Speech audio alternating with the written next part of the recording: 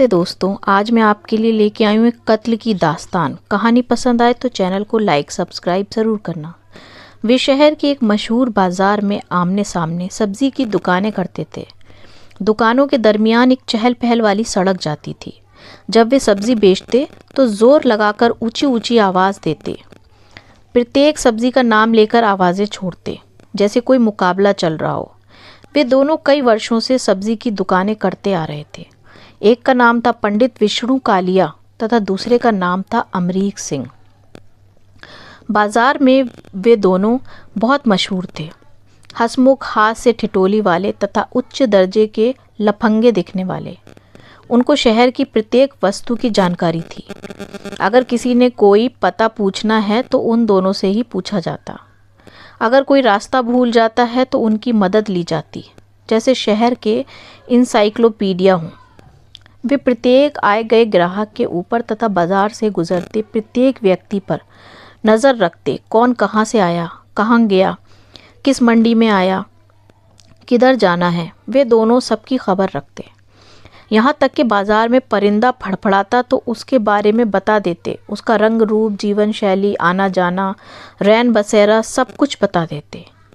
कौन सा परिंदा बाजार के वृक्षों पर कितना समय रहता है, कब आता है, कब जाता है, उनको सब मालूम होता।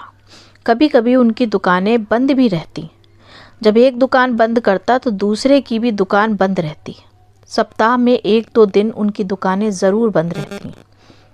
सब्ज़ी बेचने में वे बहुत लापरवाह इंसान थे। बासी हो चुकी सब्जियों की कोई परवाह नहीं करते। साधारण कपड़े, कंधों पे छोटा सा गमछा तथा उनके पास एक कॉपी पेन हमेशा रहता। शहर के अस्पताल में एक स्मगलर को जेल से पुलिस लेकर आई। उसको कोई तकलीफ थी जिसकी वजह से उसे अस्पताल ले आना पड़ा। वह नामी गिरामी तस्कर था। उस पर कोई इनाम रखे हुए थे। उसकी सिफारिश भी उच्च दर्जे की थी। मंत्रिमंडल तक उसकी पहुंच थी। उस पर हाथ डालना कोई आसान नहीं था। एक इंस्पेक्टर राम सिंह ने उसे गिरफ्तार किया था। राम सिंह भी बहुत दिलेर पुलिस ऑफिसर था। उसकी महकमे में खूब चलती थी। एक बड़े मंत्री से उसकी खूब बनती थी। वह उस मंत्री की प्रत्येक जायज़ नाजायज़ बात मानता था, उसके इशारे पे चलता था। राम सिंह ने 2 नंबर की कमाई खूब कर रखी थी। कानून की धज्जियां उड़ाकर भी साफ साफ छूट जाता था। गलती की कोई गुंजाइश नहीं छोड़ता था। उस पर कभी कोई इल्ज़ाम साबित नहीं हुआ था, क्योंकि वह कोई सुराग छोड़ता ही नहीं था। उस तस्कर को राम सिंह ने मंत्री के कहने पर ही पकड़ा था। उस मंत्री की उस तस्कर के साथ पुरानी दुश्मनी थी।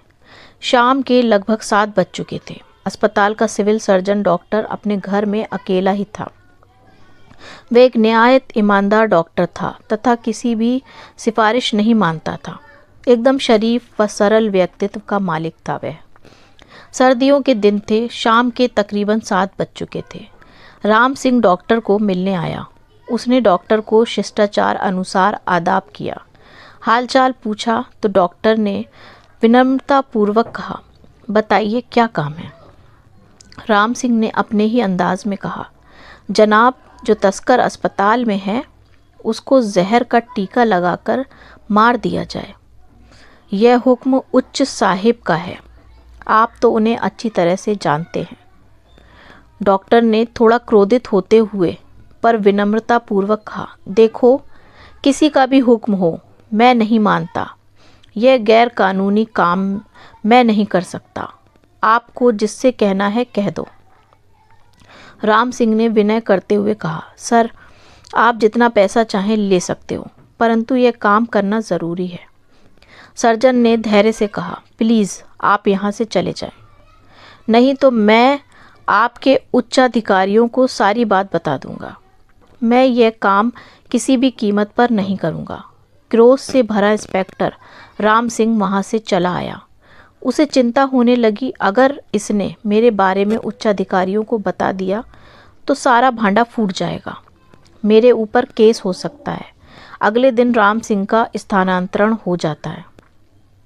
कुछ दिनों के पश्चात डॉक्टर की लाश रेलवे लाइन की झाड़ियों में मिलती है। इस केस की गुत्थी सुलझाने के लिए पुलिस ने बहुत छानबीन और जांच पड़ताल की। परंतु कोई सुराग हाथ न लगा। यह पता भी नहीं चला कि उसका कत्ल किसने किया, क्योंकि डॉक्टर का कत्ल उसे चारपाई सहित झाड़ियों में फेंका गया था। उसकी लाश झाड़ियों में थी तथा चारपाई उसके ऊपर थी। पुलिस कई सप्ताह इस कत्ल की गुत्थी सुलझाने में लगी रही, परंतु कुछ हाथ न लगा। आखिर यह केस 2 सीनियर ऑफिसरों के सुपुर्द कर दिया गया। एक का नाम पंडित था, जिसे इस केस का इंचार्ज बनाया गया। सारा मामला उसे सौंप दिया गया। पंडित बहुत ही विवेकशील तथा निहायत ईमानदार ऑफिसर था। उसने कई पुराने केस को सफलता से निपटाया था। पंडित अपने साथियों के साथ डॉक्टर के घर गया। उसने घर बाहर की एक एक नुक्कड़ तक छानबीन कर डाली, कोई सुराग न मिला। फिर पंडित अपने मुलाजिमों के साथ उस स्थान पर गया जहां डॉक्टर की लाश मिली थी। उसने अपने मुलाजिमों को कहा, इस जगह का बारीकी से निरीक्षण करो। झाड़ियों के ऊपर तह दर तह धूल मिट्टी जमी हुई और थी। सारे दिन की मेहनत मुशक्कत के पश्चात एक मुलाजिम ने झाड़ियों को उपकरणों से टटोलते टटोलते देखा कि एक डायरी उल्टी झाड़ियों के बीचों बीच दबी पड़ी है। पुलिस ऑफिसर पंडित ने वह डायरी अपने कब्जे में ले ली।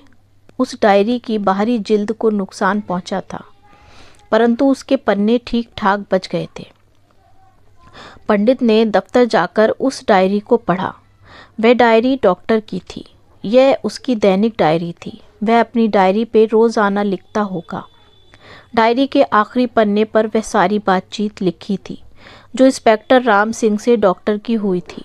लिखा था, एक पुलिस ऑफिसर राम सिंह रात के करीब 8 बजे मेरे घर आया। उसने मुझे कहा कि एक स्मगलर को जहर का टीका लगाकर मार दो जो अस्पताल में है। मैंने उसको ऐसा करने से मना कर दिया। मैं ये काम किसी भी कीमत पर नहीं करूँगा। सुबह उसकी शिकायत उच्च अधिकारियों को कर दूंगा, इत्यादि। पंडित ने सारी डायरी पढ़ने समझने के पश्चात शाम को इंस्पेक्टर राम सिंह का पता लगाया कि वह किस शहर में तैनात है। उसका पता करने के पश्चात पंडित ने अपने एक मुलाजिम को राम सिंह के घर भेजा कि राम सिंह को कहे कि वह उस बाजार में एक पंडित की दुकान है, उसका मालिक पंडित विष्णु है, उसे तुरंत मिले, बहुत ज़रूरी काम है। वह सिविल सर्जन के कत्ल के बारे में बात करना चाहता है। मुलाजिम राम सिंह के घर गया और उससे सारी बात कह दी। राम सिंह के पैरों तले ज़मीन खिसक गई। वह सुबह सवेरे ही करीब 8 बजे सब्जी की दुकान पे आ गया। राम सिंह को पता चल गया था कि यह पुलिस के ही बंदे हैं। राम सिंह ने जाते ही पंडित विष्णु कालिया को नमस्कार करते हुए विनम्रता से कहा, मैंने आपको पहचान लिया है, मेरे लायक कोई भी सेवा हो तो बताएं। पंडित ने कहा, आपने डॉक्टर का कत्ल करवाया है। राम सिंह ने निर्भीकता से कहा, यह बिल्कुल झूठ है, मैंने उसका कत्ल नहीं करवाया, परंतु आप डॉक्टर के घर क्या करने गए थे? राम सिंह ने थोड़ा घबरा कर कहा, आप झूठ बोल रहे हैं, आपके पास क्या सबूत है? देखो, यह डॉक्टर की व्यक्तिगत डायरी है जिसमें आपका नाम लिखा है।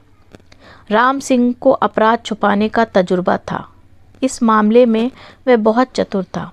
वह समझ गया कि अब उसकी खैर नहीं, अब कैसे बचा जाए। उसने कहा, पंडित जी, जो भी कहो मैं आपको दे सकता हूँ, परंतु इस घटना के बारे में किसी को कानो कान खबर नहीं होनी चाहिए। मैं आपका सारी उम्र ऋणी रहूँगा। पंडित ने उसे धैर्य बांधते हुए कहा, प्लीज़ आप बैठें, बातचीत कर लेते हैं। मैं अपने दूसरे साथी से बातचीत करता हूँ। राम सिंह को कुछ तसल्ली हुई।